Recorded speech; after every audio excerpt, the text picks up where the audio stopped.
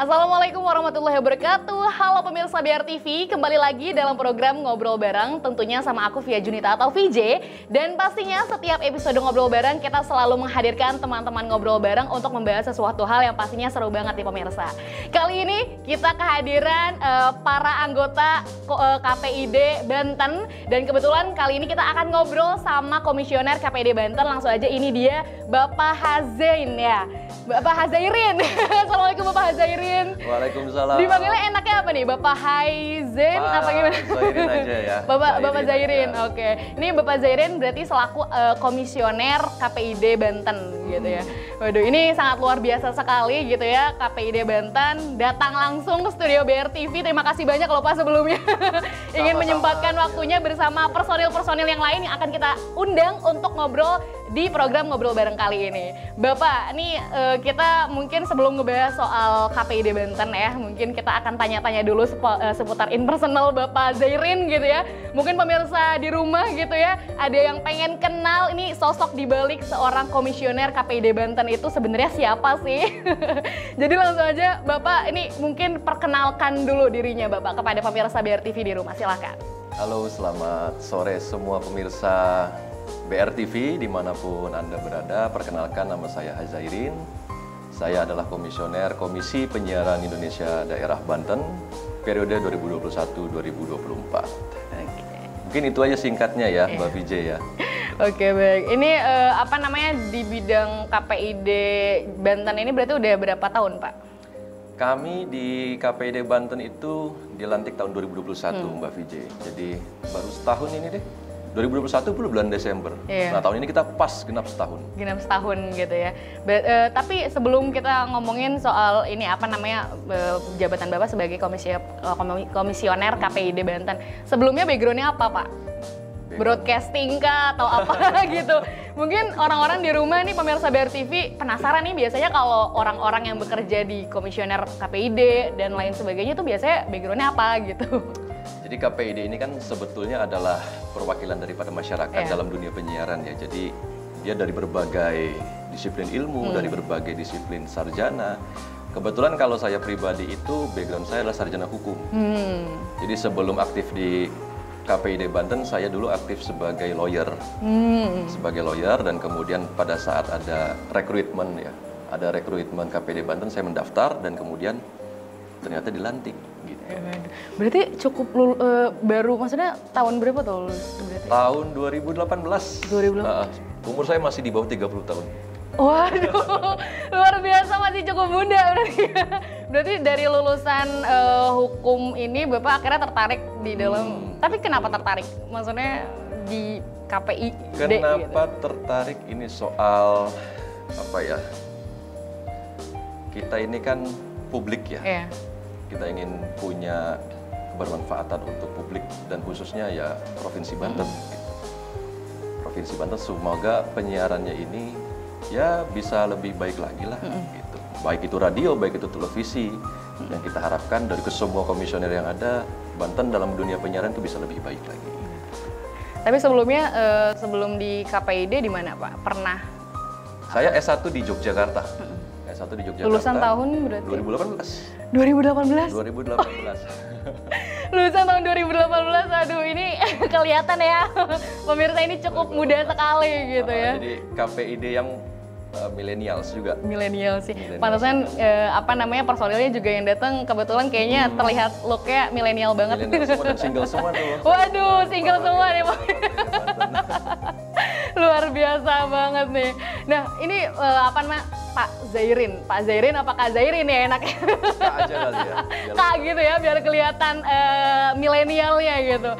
Kak Zairin, ini apa namanya ngomongin soal KPID Banten gitu ya, Komisi Penyiaran Indonesia Daerah Banten gitu kan. Nah, sebagai komisioner ini tugasnya ngapain Pak? Tugas kami ya diatur dalam undang-undang ya. Undang-undang nomor 32 tahun 2002 tentang penyiaran. Jadi salah satu tugasnya yang mungkin bisa masyarakat ketahui adalah menjadi pengawas terhadap lembaga penyiaran. Nah, lembaga penyiaran yang dimaksud apa aja sih? Lembaga penyiaran yang dimaksud adalah pertama radio, yang kedua adalah televisi. Gitu. Terus kemudian ketika ada masyarakat yang bertanya apakah media sosial, new media itu kemudian diawasi oleh KPID di seluruh Indonesia dan juga KPI Pusat, tentu tidak. Karena dalam definisi dalam undang-undang ya, new media ini itu bukan termasuk sebagai penyiaran. Jadi hanya radio dan juga hanya televisi. Nah, tugas kita itu Mbak VJ, jadi pengawasan. Penyiaran televisi dan terhadap radio. Penyiarannya itu radio dan televisi. Berarti kalau isu-isu kemarin yang sempat viral katanya YouTube mau diawasin sama KPI itu enggak ya? Itu tenang ini aja. sih tenang. Itu apa namanya? Ini yang diawasi industri pertelevisian dan radio gitu ya. Yang mana kita ketahui bahwasanya industri penyiaran televisi dan radio tuh pasti akan dilihat oleh banyak orang gitu, publik gitu kan gitu. Baik, ini Pak Zairin gitu ya. Apa saat ini KPID Banten ini sedang fokus apa nih? Kemarin ya, sebulan kemarin dari bulan awal November sampai kemarin tanggal 10 Desember kita fokus sedang sosialisasi kepada masyarakat. Di Banten itu terdapat 7 kabupaten kota. Jadi dari 7 kabupaten kota kita melakukan sosialisasi ke seluruh kabupaten kota yang ada di Provinsi Banten. Yang fokus kita itu sedang sosialisasi. Sosialisasi apa? Pertama P3.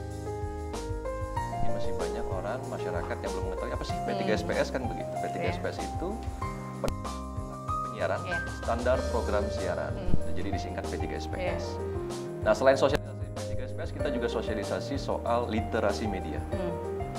Membangun kesadaran masyarakat dalam dunia penyiaran. Yang nanti outputnya itu adalah soal duta penyiaran. Dari kampus-kampus, dari masyarakat-masyarakat. Mungkin itu kinerja kita selama sebulan ke belakang. Berarti soal sosialisasi P3SPS ini seluruh masyarakat ya, bukan berarti apakah mungkin industri penyiaran televisi lokal atau apa target itunya? Subjeknya masyarakat pada umumnya. Gitu. Tapi kalau pelaku industri penyiaran ada lagi bidang sosialisasinya, bukan soal P3SPS ataupun literasi media. Karena kami meyakini KPID Banten, industri penyiaran di Banten cukup awas terhadap P3SPS, jadi sudah pada cerdas-cerdas lah. Baik, ini kalau ngomongin soal KPI gitu ya, Komisi Penyiaran Indonesia, pengawasan dalam industri penyiaran televisi maupun radio gitu. Nah, sejauh ini, apalagi kan ini kan berhubungan dengan media gitu, bagaimana soal mensosialisasikan tentang literasi media yang tadi mungkin Bapak dan teman-teman yang lainnya ya mensosialisasikan soal itu gitu. Ya, masyarakat pada umumnya, kemarin kami beberapa titik itu sudah dilakukan sekitar 19 titik. 19 titik di seluruh provinsi Banten. Kemudian masyarakat ya tentu masyarakat dari kelurahan-kelurahan, masyarakat desa, masyarakat di perkecamatan yang kami kumpulkan di satu tempat dan kemudian kami mensosialisasikan itu. Tujuannya sih adalah memberikan informasi dan juga memberikan pengetahuan yang seluas-luasnya ya bagi masyarakat. Karena masih banyak banget ya, Kak Vijay ya. Orang yang masih acuh terhadap tontonan di dalam pertelevisian. Jangankan itu ya, serangan gempuran daripada media sosial kan saat ini juga tidak bisa terfilter. Jadi oleh karenanya selain juga kita sosialisasi mengenai literasi media, kita juga sosialisasi bagaimana pentingnya peran orang tua terhadap pendampingan tontonan baik itu di media sosial maupun di televisi. Itu ya. Yang sangat penting untuk apalagi nih anak-anak gitu ya. Kadang tontonan itu anak-anak lebih cepat menyerap dengan apa yang dia tonton gitu ya Pak ya. Jadi makanya nih hadirnya KPID ini ya untuk mengawasi maksudnya untuk menyelamatkan para generasi supaya tidak terjebak dalam sesuatu hal yang jadinya malah kebentuk pribadi yang kurang baik gitu ya mungkin ya Pak ya. Tapi sejauh ini apa tantangan dan juga hambatan yang dialami oleh para anggota KPID? Tantangan mengenai? Soal selama ini kinerja dan lain sebagainya. Tantangan ya, kalau tantangan tentu tantangan kami KPID Banten bahwa itu tadi ya, satu sisi kami ingin industri penyiaran ini sehat, berkualitas tampilannya. Tapi juga di satu sisi kita memiliki semangat bahwa televisi lokal di wilayah Banten juga harus bisa menayangkan konten-konten lokal wisdom. Konten-konten yang itu berangkat dari kebudayaan masyarakat Banten. Nah, tantangan kami saat ini adalah bagaimana supaya mendorong lembaga penyiaran ini bisa lebih proaktif, menayangkan tayangan-tayangan yang itu sifatnya adalah Banten. Tidak bisa dipungkiri Kak Vijay bahwa lembaga penyiaran dan juga tontonan yang hadir di rumah masyarakat ini masih Jakarta sentris. Gitu. Jadi masih dari Jakarta yang ditayangkan di Banten. Nah, sedangkan masyarakat Banten selalu saja meminta kepada KPID Banten untuk coba dong tayangkan konten-konten lokal, mau itu soal UMKM, mau itu soal tradisi kesenian, dan kemudian kekayaan alamnya Banten. Coba dong ditayangkan. Nah, tantangannya itu yang sedang kami coba untuk kejar. Berarti KPID ini maksudnya menjembatani masyarakat kepada industri penyiaran gitu ya, untuk kita ini penjelmaan masyarakat. Bahwa masyarakat membutuhkan apa, kayak misalnya hal yang paling sepele aja. Kayak kemarin pada saat kita sosialisasi masyarakat meminta, coba dong tayangan televisi lokal Banten itu juga menayangkan acara mancing-mancing di lautnya Banten gitu. Biasanya terkenal apa tuh di daerah situ? Ujung Kulon ya. Laut-laut pantai-pantai yang lainnya, Anyer, Carita dan lain-lain. Oke, baik. Ini cukup complicated gitu ya kalau ngomongin soal tugas-tugasnya KPID daerah Banten khususnya sendiri ya, KPID di daerah-daerah khususnya ya Banten itu sendiri gitu. Tapi sejauh ini nih Pak, apa namanya menurut opini Bapak gitu kan tadi ngomongin soal kenapa sampai pada akhirnya ya kita ingin para orang tua supaya bisa mengawasi anak-anaknya dalam menonton sebuah pertelevisian. Pentingnya peran orang tua dalam ya mengawasi filter tontonan itu apa? Ya, tidak bisa kita pungkiri Kak Vijay bahwa tontonan ini juga menjadi kebutuhan primer. Arus informasi itu kan masuk dari mana saja ya, bisa dari gadget, bisa dari televisi, bisa dari radio. Dan coba kita bayangkan pada saat dahulu, gitu, generasi 90-an ya, generasi 90-an, ketika menyaksikan tontonan Smackdown, banyak korban-korban yang kemudian banyak patah tulang karena mempraktikkan apa yang telah ditonton oleh si anak-anak. Nah, jadi apa yang kemudian menjadi tontonan, hal ini kan langsung diserap oleh anak, karena anak belum bisa mengkalkulasi, kemudian memfilter tontonan yang kemudian akan dipraktikkan oleh teman. Karena pada intinya anak itu adalah meniru. Ketika ada yang namanya dia punya idola dan kemudian idolanya ini adalah seorang atlet Smackdown, kemudian dia ditiru oleh temannya. Ini kan gambaran bahwa betapa berpengaruhnya tontonan terhadap anak-anak. Kayak semisal kami mengambil contoh BRTV. Ketika BRTV menayangkan dakwah-dakwah, ya kan, ini kan menginfiltrasi anak. Bahwa ternyata anak juga perlu disadarkan melalui dakwah-dakwah di televisi. Dan itu baik untuk menciptakan generasi yang selanjutnya yang lebih bermanfaat, yang lebih berkualitas pada saat itu yang ada. Tapi berarti perkembangan terhadap anak-anak zaman sekarang juga maksudnya kalau misalkan mungkin zaman dulu rasanya mungkin program-program Smackdown dan lain sebagainya gitu kayak mungkin nggak maksudnya dibebaskan gitu. Kalau sekarang mungkin maksudnya mempengaruhi gitu nggak sih Pak dengan zamannya juga gitu. Jadi maksudnya kayak apa ya? Kalau generasi-generasi sekarang tuh beda dengan generasi-generasi yang dulu sehingga mungkin tontonan-tontonan sekarang tuh disesuaikan dengan zamannya dengan generasinya gitu. Pada dasarnya setiap anak ini kan sifatnya natural, alami. Dia bisa di-create oleh satu tontonan, oleh satu ajaran, oleh satu lingkungan. Pada dasarnya sama, mau zaman old, mau zaman now, ya setiap anak pasti sama, akan meniru. Dan kemudian apakah ini ada perbedaan antara zaman old dengan zaman sekarang? Tentu tidak. Tidak tentu sama gitu dalam wilayah perkembangan si anak, tentu sama. Jadi tidak terkondisikan oleh satu zaman, semua pasti sama. Gitu. Setiap anak akan meniru tontonannya. Jadi berarti sekarang tuh lebih edukasinya lebih diperketat lagi gitu ya untuk membangun generasi yang lebih berkualitas lagi gitu. Dan juga lebih diawasi lagi tontonan itu. Terakhir Pak, sebelum kita ngobrol lagi sama beberapa anggota KPID Banten, nih terakhir pesan yang mungkin Bapak Zairin akan sampaikan kepada pemirsa BRTV di rumah apa nih Pak? Kepada pemirsa BRTV ya. Jadi kepada pemirsa BRTV pesan kami dari KPID Banten bahwa tontonan itu merupakan hal yang sangat penting bagi rumah tangga ya. Baik bagi bapak, ibu maupun anak. Jadi penting bagi kita yang sudah menjadi dewasa yang sudah menjadi orang dewasa bisa memfilter terhadap tontonan yang akan kita berikan kepada anak-anak kita di rumah. Mungkin sekian itu pesan dari saya pribadi.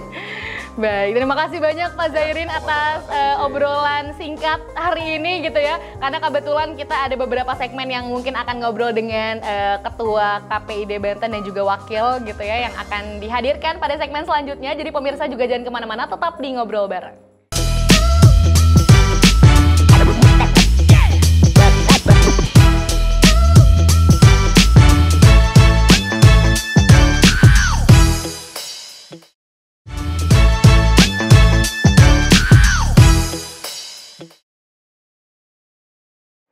Halo pemirsa, kembali lagi dalam program Ngobrol Bareng, tentunya masih sama VJ, dan kali ini kita kehadiran Wakil Ketua KPID Banten bersama Bapak Solah. Assalamualaikum Bapak Solah.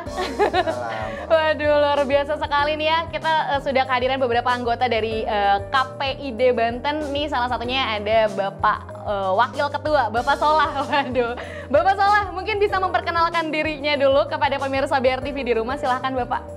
Assalamualaikum warahmatullahi wabarakatuh. Selamat sore untuk semua. Perkenalkan, nama saya Ahmad Solahuddin. Kebetulan saya saat ini sedang bertugas sebagai Wakil Ketua KPID Provinsi Banten. Waduh, luar biasa. Wakil Ketua KPID Banten ya. Ini berarti sama menjabatnya dari tahun 2021 sama kayak Pak Zairin. Berarti 1 tahun ya berkiprah. Kita 2021 tanggal 29 Desember itu kalau nggak salah. Tanggal 9 Desember berarti udah 1 tahun, hampir ya, udah 1 tahun ya, udah kurang genap beberapa hari lah. Kurang beberapa. Waduh, baik Bapak Solah, ini mungkin juga kita ngomongin, sebelum kita ngomongin soal KPID Bantennya itu sendiri, ada beberapa mungkin pemirsa BRTV yang pengen tahu gitu ya backgroundnya Bapak Solah ini sebelumnya apa gitu. Background saya hitam. Oke, warna-warni ya. Aduh Bapak Solah.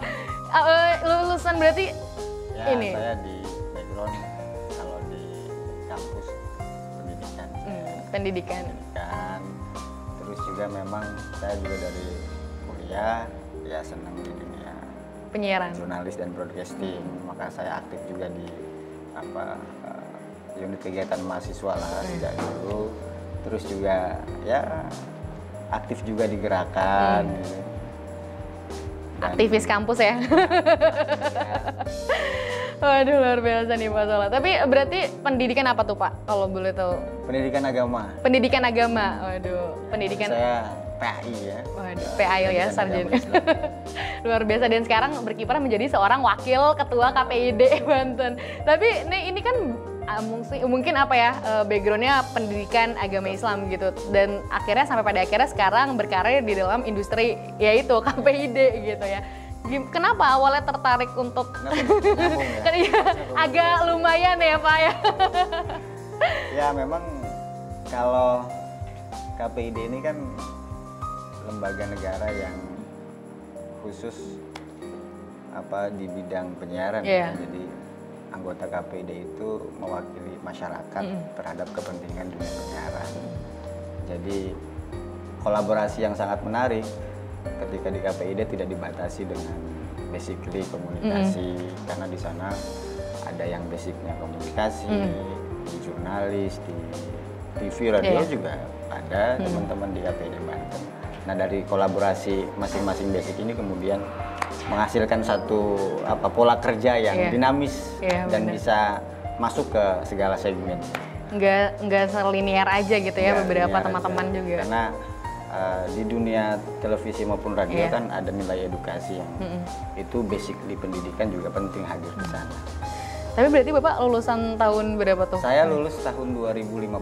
Waduh, 2015 masih terbilang cukup baru ya. 2015 gitu. Kalau kawan saya tadi 2018 juga itu di semester yang belasan gitu ya. Tapi ini maksudnya agak menarik sih, para pengurus dari KPID Banten ini cukup milenial gitu kan, maksudnya para pengurus-pengurus yang ada di KPID Banten tuh ya seperti Pak Solah, seperti Pak Zairin tadi gitu ya, masih cukup milenial gitu ya kalau dibilang mungkin kata anak-anak sekarang. Ya sekarang generasi milenial juga harus tampil dan menjadi bagian penting. Betul, benar. Tapi khidmat dimanapun. Iya benar. Masuk di KPID. Tapi berarti Bapak asli Banten? Asli Banten saya. Asli Banten, berarti Lahir berkiprah. di Pandeglang, makanya Mbak tetangga. Kak VJ ya. Kalau orang Pandeglang kan Teteh. Iya. Kak VJ ini orang Pandeglang ya, saya juga lahir di Pandeglang. Jangan-jangan tetangga mama saya. Tinggal di Serang. Tinggal di Serang ya, tetangga mungkin ya.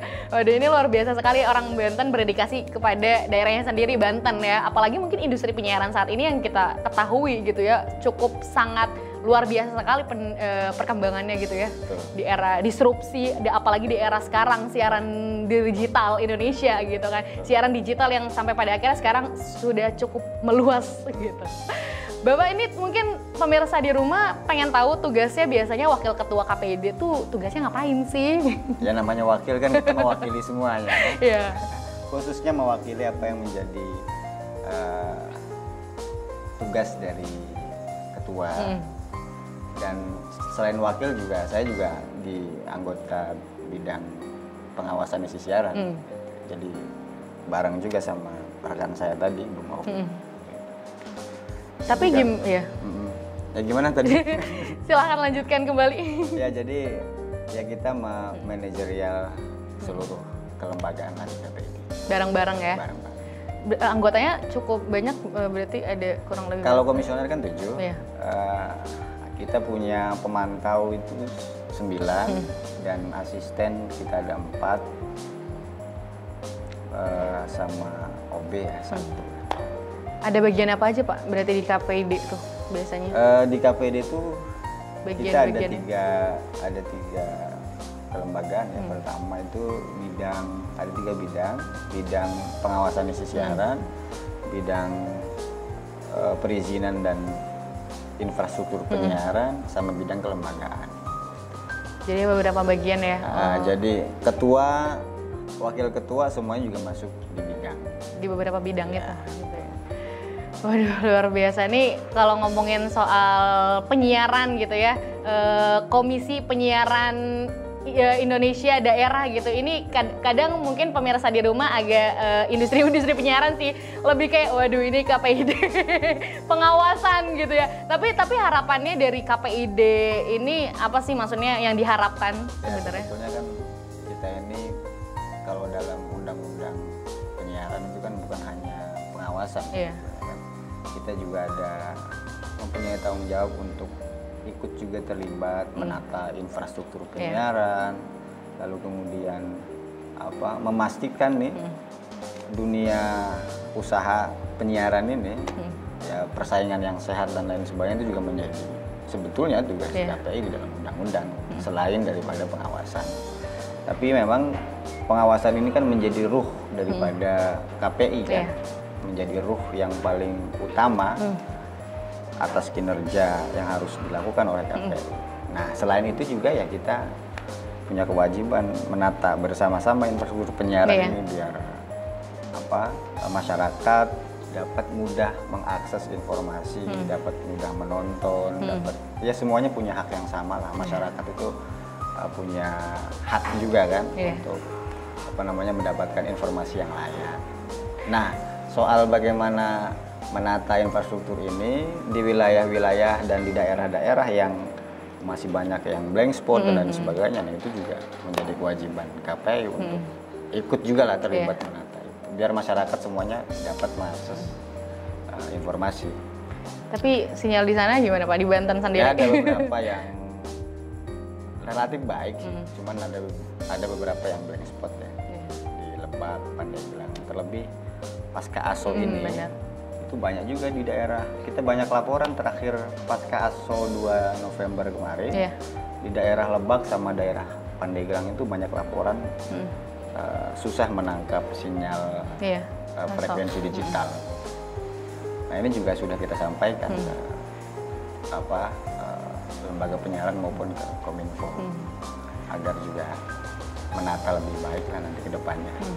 Mungkin ini kan masih transisi ya, jadi ya itu juga menjadi PR kita lah untuk sama-sama menata itu.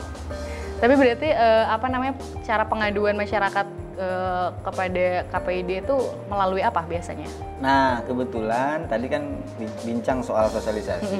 Ya kita di bulan November kemarin maraton lah sampai selesai di akhir November. Melakukan sosialisasi literasi media sama P3SPS. Nah, salah satunya kita menyampaikan ke masyarakat untuk sama-sama berpartisipasi dalam mengawasi isi siaran, terutama itu. Yang kedua, menjaga anak-anak kita, karena penting kan peranan orang tua itu di rumah. Nah, kalau misalkan ada yang ditemukan oleh masyarakat, lembaga penyiaran yang menyiarkan hal-hal yang di luar dari aturan, nah itu kita buka aduan. Bisa melalui WhatsApp KPID maupun melalui medsos KPID. Dan metode dan mekanisme laporannya kita juga sudah mensosialisasikan. Sebetulnya adalah tinggal buka aja KPID Banten. Akun sosial medianya ya? Facebook. Aktif berarti ya? Aktif. Adminnya aktif ya kalau di DM berarti? Aktif, pasti balas. Pasti balas gitu ya? Nggak jutek. Nggak jutek gitu ya? Nggak slow respon kok Pak Mirsa. Jadi mungkin masyarakat Banten nih kalau misalkan mungkin ada beberapa aduan yang mungkin pengen diadukan kepada KPID Banten, silahkan bisa di DM dan beberapa kontaknya juga ya berarti bisa dilaporkan gitu yang sekiranya mungkin wah ini agak mengganggu gitu. Tapi berarti sejauh ini yang diawasi berapa stasiun televisi? 19. 19. Dan semuanya ada 93 ya, televisi dan radio. 93 yang diawasi sama itu plus radio berarti ya? Plus radio. Berarti maksudnya ngawasinnya televisi-televisi lokal aja gitu ya? Kalau misalkan yang sifatnya nasional mungkin lokal. Itu KPI pusat berarti ya Pak?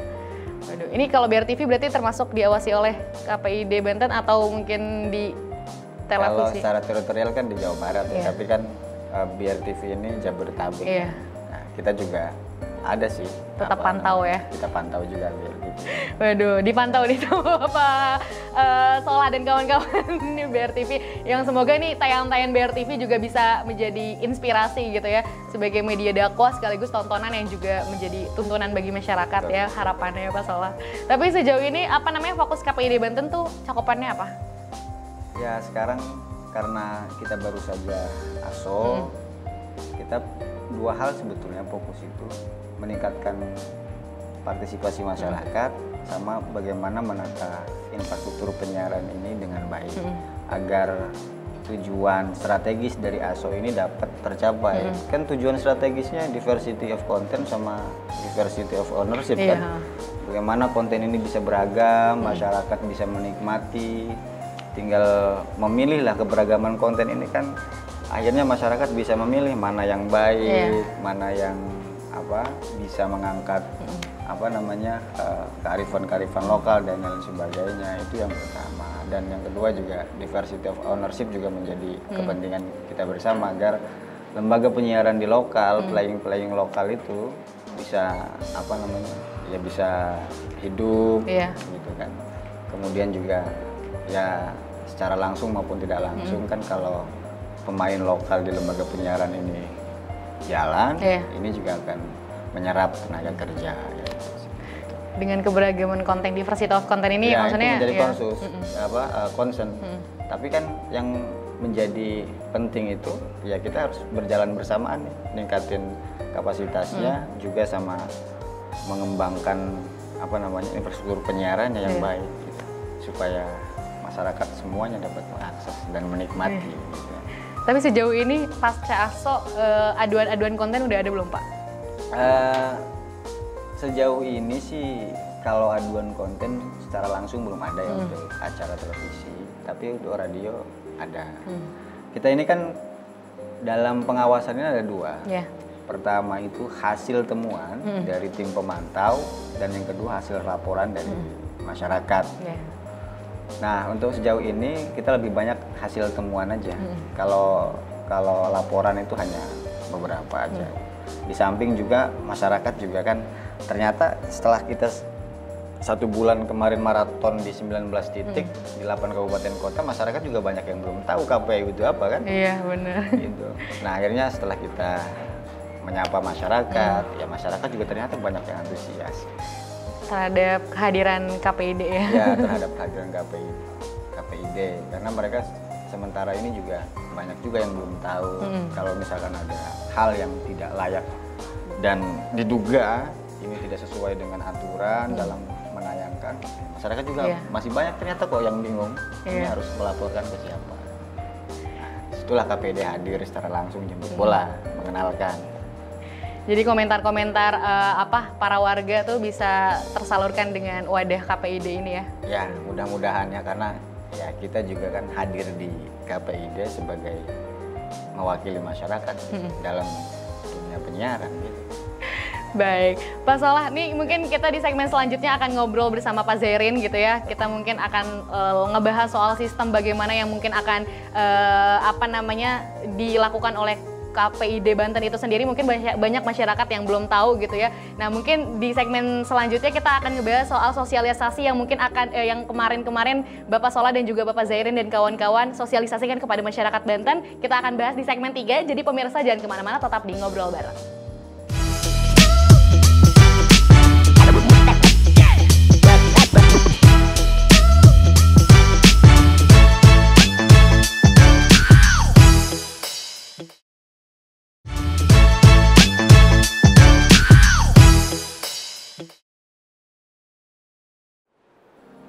Hai pemirsa BRTV, kembali lagi dalam program Ngobrol Bareng. Kali ini kita langsung dua ya. Mungkin kalau tadi impersonal gitu ya di setiap segmennya, kita mungkin sekarang agak lebih mendalam lagi ngebahas soal KPID Banten gitu ya. Pemirsa mungkin di rumah juga harus pada semangat nih, karena ini agak poin yang sangat penting banget ya, Komisi Penyiaran, pengawasan di industri penyiaran ini, supaya mungkin bisa mengedukasi masyarakat di rumah supaya memberikan sebuah hal yang jadinya bisa bermanfaat untuk pemirsa di rumah. Oke, nah ini soal KPID Banten nih ya, Komisi Penyiaran Indonesia Daerah gitu.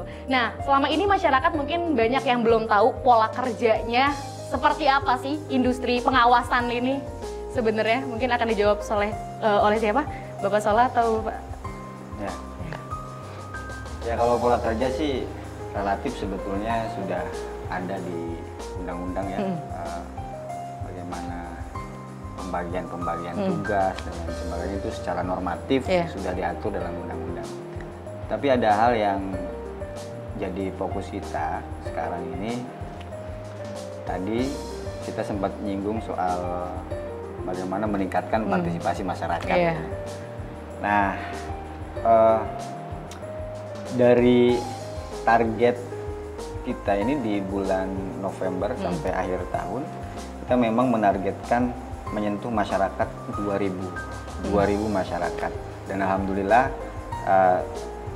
satu tahun ini kita sudah lebih dari 2.000 masyarakat yang kita sapa. Nah itu dalam rangka meningkatkan partisipasi masyarakat, dan ya 2023 kita juga berencana untuk membentuk kader-kader penyiaran. Ya, aktivis penyiaran, kader-kader penyiaran dari berbagai latar belakang, dari mahasiswa, dari tokoh dan lain sebagainya. Nanti kita akan sentuh semua itu. Kemudian juga kita juga sudah melakukan MOU dengan beberapa kampus, bagaimana menata penyiaran di Banten ini dengan baik, dan hal-hal yang menjadi tujuan strategis dapat kita capai. Karena yang terpenting bagi kita adalah dunia penyiaran khususnya di Banten ini terintegrasi dengan pembangunan di daerah provinsi. Provinsi Banten ya, bukan yang lain. Fokusnya di daerah Banten itu sendiri gitu ya. Berarti tadi kan yang udah disinggung ya, kalau KPID Banten sudah memberikan sosialisasi soal ya tadi P3SPS, literasi media dan lain sebagainya. Berarti sudah berapa titik untuk penyosialisasian itu? Atau mungkin sistemnya seperti apa, seminar kah atau gimana sistem sosialisasinya? Kita tuh pertama sebelum ke masyarakat secara umum, kita dengan lembaga penyiarannya tersendiri. Kita di pertengahan tahun kemarin melakukan kegiatan koordinasi daerah, Iya. kayak rapat koordinasi daerah, rapat kerja lah ya, rapat kerja dengan berbagai lembaga penyiaran, baik lembaga penyiaran radio maupun televisi dan berbagai asosiasi, Iya. asosiasi televisi, asosiasi radio. Nah di situ kita kemudian menginput masukan, gagasan dari aktivis penyiaran Iya. ini dan pelaku secara langsung ya. Yang praktisi penyiaran ya kita semuanya guide dan kita mintai pendapat tentang bagaimana faktanya dunia penyiaran hari ini. Gitu. Nah setelah itu baru kemudian kita menjalankan rancangan-rancangan agenda, lalu kemudian juga kita menyapa masyarakat gitu, agar masyarakat juga memahami. Sistemnya door to door berarti itu Pak? Atau seperti apa? Sistemnya kita ini kan di suatu tempat, yang terpenting 8 kabupaten kota yang ada di Provinsi Banten semuanya tersentuh ya, walaupun nggak semua. Ada yang melalui desa dengan kepala desa dan masyarakatnya, ada yang melalui langsung ke satu titik di mana di situ sudah banyak masyarakat gitu dan lain sebagainya. Kita ya sampai alhamdulillah di 8 kabupaten kota semuanya sudah terisi. Tinggal kan nanti terus menerus ini kita lakukan. Gitu. Karena itu bagi kami penting. Saya sedih ketika KPID itu nggak ada yang tahu. Ada beberapa masyarakat dan mayoritas ya Bung. Saat saya tanya apa KPI itu, apa ya akhirnya? Kalau di UIN mungkin, kalau KPI jurusan Pak. Komunikasi penyiaran Islam. Nah itu makanya karena masyarakat juga banyak yang ternyata belum paham apa itu KPI, belum tahu. Itu juga kita lagi genjot. Berarti ini cara kerjanya si KPID ini mengawasi industri penyiaran televisi dan radio di televisi lokal 19 berarti 93 ya? 93 di industri penyiaran televisi dan radio. Semuanya diawasi. Berarti gimana tuh? Mungkin di rumah pemirsa gimana ngedengerin 24 jam kah atau gimana cara mengawasinya?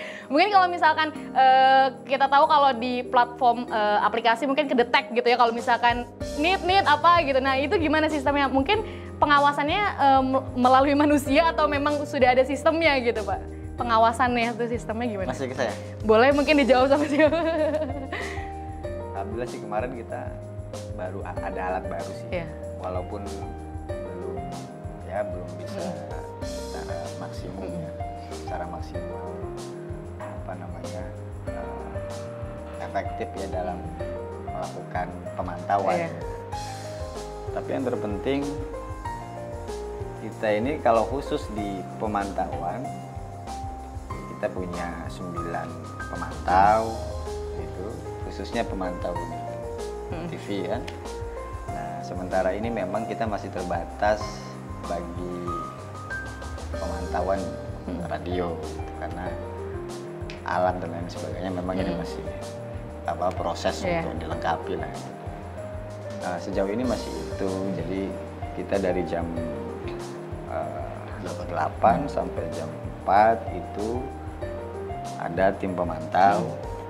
Terus kalau jam 4 sampai seterusnya itu pakai alat perekam, recording. Besoknya langsung dilihat lagi, evaluasi lagi, begitu dan terus begitu. Nah kalau ada misalkan teman-teman yang di pemantauan itu ada temuan dan lain sebagainya, itu kita melakukan evaluasi hasil temuan itu 2 minggu 1 kali. Jadi apa saja hasil temuannya baru kita rekap, dan 3 bulan sekali kita melakukan pleno hasil daripada temuan yang ada di masyarakat, baik temuan yang ada di tim pemantau maupun laporan dari masyarakat. Jadi, sistem aduannya diprosesnya berapa ini Pak? Berarti 2 minggu itu? Langsung. Jadi misalkan ada masyarakat yang mengadu nih Pak, tayangan ini gini nih Pak gitu, langsung diproses saat itu juga langsung dapat surat teguran berarti? Enggak juga. Berarti ada di ini dulu ya, di kita kaji dulu di internal KPID Banten.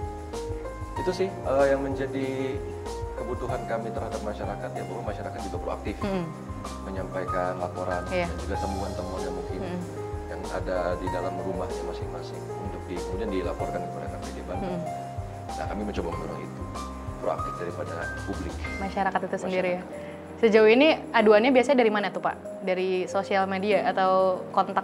Lebih banyak dari ya itu DM DM. Instagram. Jadi jangan lupa di-follow ya. Jangan lupa di-follow ya KPID Banten. KPID.Banten. KPID.Banten gitu ya. Jadi pemirsa, nih khususnya masyarakat Banten kalau mau ngadu misalkan tayangan-tayangan yang mungkin waduh kurang agak mendidik gitu ya, bisa dilaporkan lewat Instagram ya. DM. Aktifnya di Instagram, di Twitter ya mungkin. Ya, Instagram, Twitter, Facebook. Waduh, semua sosial medianya aktif gitu ya, langsung aja tuh DM. Baik, ini kalau ngomongin soal sosialisasi soal P3SPS gitu ya, mungkin ke Bapak Zairin gitu ya. Nah ini apa yang disosialisasikan dari P3SPS itu sendiri? Kan banyak tuh isinya. Ya, berkenaan dengan isi ya, larangan, kemudian aturan yang harus ditaati oleh lembaga penyiaran. Jadi kan di dalam undang-undang itu ada yang namanya aturan, ada juga yang namanya sanksi. Nah, kemudian aturan apa saja sih yang menjadi hak daripada masyarakat? Dalam artian hak sebagai pemirsa.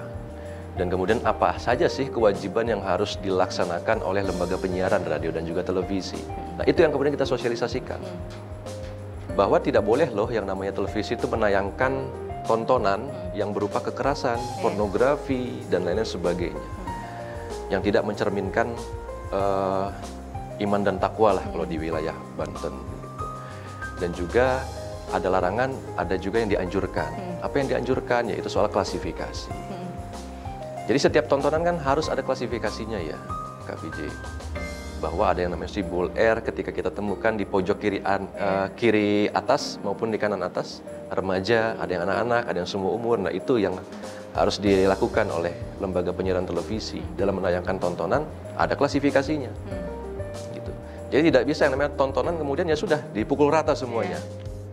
Nggak bisa, jadi harus ada klasifikasi. Itu. Soal hal-hal kecil simbol-simbolnya tadi ya, R Simbol mungkin R, 13 gitu ya. 13, gitu kan, SU, semua umur. Mungkin banyak masyarakat yang belum tahu ternyata ya kalau simbol-simbol itu. Tahu tetapi tidak aware. Tahu tetapi tidak aware. Jadi merupakan hal yang lumrah ketika televisi tidak menayangkan itu. Padahal itu kewajiban yang harus dilakukan oleh lembaga penyiaran televisi. Gitu Kak Vijay. Waduh. Terakhir nih Pak, mungkin pemirsa biar TV di rumah perlu diedukasi gitu ya, bagaimana tips and triknya supaya mungkin jadi penonton yang lebih bijak lagi dan lebih kritis dalam sebuah tayangan nih Pak. Ya, Pak. Boleh Bapak. Ya. Tips and triknya tentu tidak ada gitu, bahwa sekali lagi tontonan tidak bisa kemudian diatur karena itu sudah menjadi, kita tidak menutup kemungkinan bahwa itu adalah bisnis gitu ya. Itu merupakan suatu bisnis dari lembaga penyiaran. Nah, oleh karena itu penting kesadaran daripada masyarakat itu sendiri, daripada si pemirsanya, bahwa ada juga tontonan yang itu sumbernya hoax. Gitu. Ada juga tontonan yang itu adalah merupakan vitamin bagi dirinya. Sama seperti makanan, tontonan juga merupakan hal yang berpengaruh bagi tubuh kita. Kalau tontonan itu selalu saja mengandung kekerasan, ya kan? Otak kita kemudian terinfiltrasi dan juga akan melakukan kekerasan yang sama. Menjadikan hal itu sebagai hal yang lumrah. Seperti kasus bullying di sekolah. Itu kan juga tontonan-tontonan, maka dia akan melakukan hal yang sama. Itu adalah konsekuensi logis. Nah, jadi tips and triknya adalah tetap mematuhi apa yang menjadi pedoman P3SPS dan juga yang paling terpenting, yang paling utama adalah kritis dalam bermedia. Kritis dan juga aman gitu dalam bermedia, Kak Vijay. Mungkin itu ya. Ada lagi mungkin dari harapannya apa? Mungkin dari wakil ketua, sebagai wakil ketua KPID. Sekali lagi ya kami ya, bukan hanya saya sebetulnya. Kami dari KPID Banten juga berharap keterlibatan masyarakat untuk ikut sama-sama berpartisipasi dalam menjaga siaran yang layak dan maslahat untuk masyarakat Banten. Kelayakan dan kemaslahatan masyarakat Banten terhadap dunia penyiaran ini menjadi penting kita dorong secara bersama-sama, karena implikasi daripada tontonan itu kan implikasinya panjang. 10 tahun, 20, 30 sampai 50 tahun. Karena apa? Karena emang nggak kelihatan. Gitu. Apa yang anak-anak tonton, apa yang remaja tonton kalau tidak sesuai dengan segmentasinya, ini kan akan berimplikasi dalam jangka yang sangat panjang. Untuk itu ayo kita sama-samalah bareng-bareng menjaga dan mendorong siaran yang layak dan maslahat. Jadi tontonan yang sebagai hal-hal yang ya supaya bisa ditonton semuanya menjadi generasi yang lebih berkualitas gitu. Kita website juga ada. Yang kedua, laporan langsung melalui WhatsApp juga ada. Yang ketiga, melalui sosial media kita juga ada. Sebut namanya, mata acaranya apa, jam berapa, lalu dugaan pelanggarannya itu apa, lalu laporkan ke kita. Nanti kita akan kaji melalui pleno, kita akan putuskan ini betul melanggar atau tidak. Tapi dikasih tahu juga ya, maksudnya kepada masyarakat yang mungkin terhadap aduannya yang ini mungkin tidak melanggar gitu, dan itu tetap ya. Akan kita kasih tahu. Itu kan bagian edukasi. Baik, tadi udah disosialisasi ya kepada sama Bapak Solah gitu ya. Kalau misalkan mungkin pemirsa di rumah yang ingin mengadu tayangan program-program yang mungkin agak kurang gitu ya, kurang mengedukasi gitu ya, dan melanggar P3SPS gitu, bisa langsung laporkan tadi sosial medianya kpid.banten gitu ya. Di situ bisa di DM Instagramnya, sebutin namanya, mungkin bisa di screenshot kalau misalkan di ini ya, di foto gitu sebagai bukti. Ini gimana nih gitu, kurang ini segala macam dan lain sebagainya, jam berapa dan lain sebagainya, nanti akan diproses oleh KPID Banten, khususnya mungkin televisi-televisi lokal yang ada di Banten gitu ya.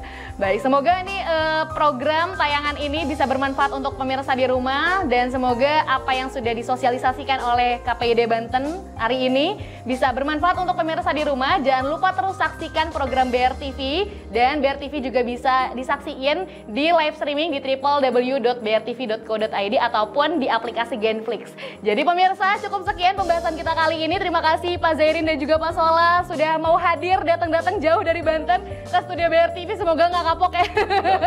Terus kasih masukan untuk kita juga sebagai industri penyiaran, apa yang mungkin bisa jadi pembelajaran kepada kita semua gitu ya, para kru-krunya, kira-kira mungkin apa yang bisa jadi masukan untuk kita sangat menerima Bapak. Baik, terima kasih pemirsa BRTV sudah nonton program Ngobrol Bareng. Wassalamualaikum warahmatullahi wabarakatuh. Waalaikumsalam.